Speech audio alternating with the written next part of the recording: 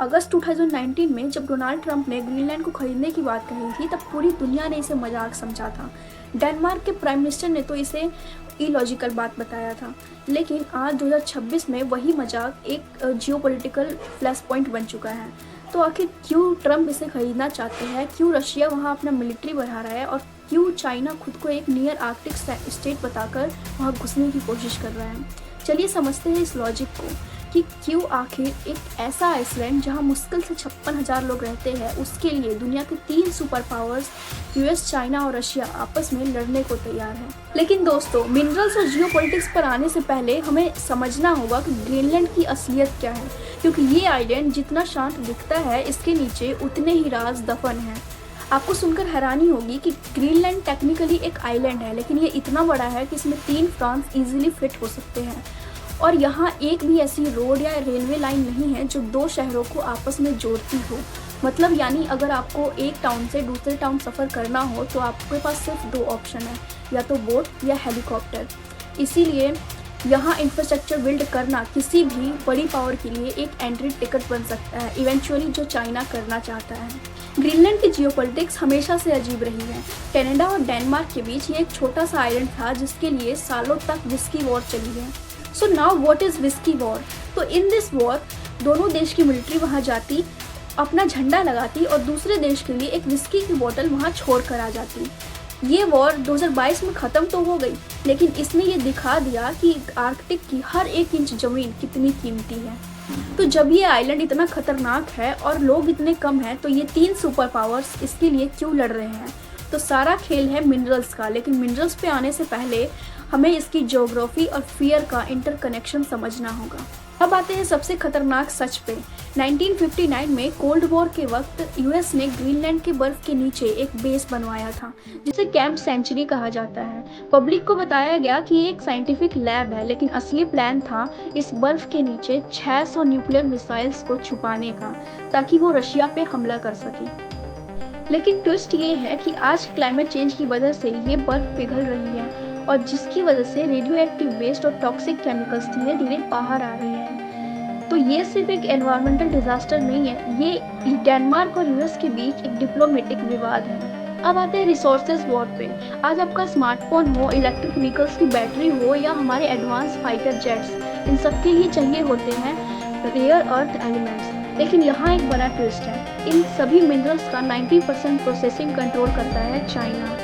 यानी global supply chain में China एक मोनोपोली होल्ड करता है, और अगर चाइना सप्लाई रोक दे तो यूएस की टेक इंडस्ट्री और डिफेंस सिस्टम ठप हो जाएंगे।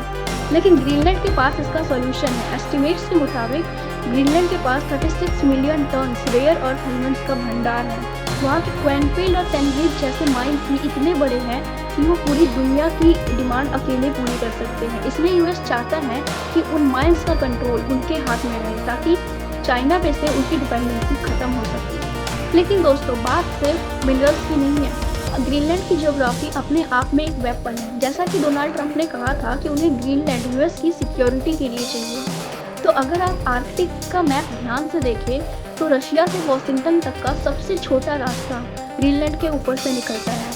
इसलिए यूएस यहाँ एक प्रोजेक्ट बिल्ड कर रहा है, द गोल्डन डोम प्रोजेक्ट, यानी एक ऐसा मिसाइल डिफेंस सिस्टम जो रशियन न्यूक्लियर मिसाइल्स को रास्ते में ही इंटरसेप्ट कर तबाह कर सके। अब रशिया इसे चुपचाप कैसे देखता, उसने भी पीछे हटने से मना कर दिया, और रशिया ने ग्रीनलैंड के पास मिसाइल फायरिंग ड्रिल शुरू कर दी है, और उसका नेवल फोर्स हमेशा वहाँ घूम रहा है। यानी ये आइलैंड एक बफर जोन बन गया है 2 न्यूक्लियर पावर्स के बीच। अब बात करते हैं इस गेम के सबसे चालाक प्लेयर की, चाइना। टेक्निकली चाइना की आर्कटिक से कोई बॉर्डर नहीं है, लेकिन 2018 में चाइना ने खुद को नियर आर्कटिक स्टेट बोलकर घोषित कर दिया। लेकिन क्यों? इसके 2 सबसे बड़े और मेन रीजन थे।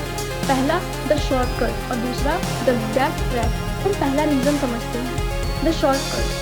ग्लोबल वार्मिंग की वजह से बर्फ पिघल रही है, जिसकी वजह से नॉर्थ वेस्ट पैसेज खुल रहा है।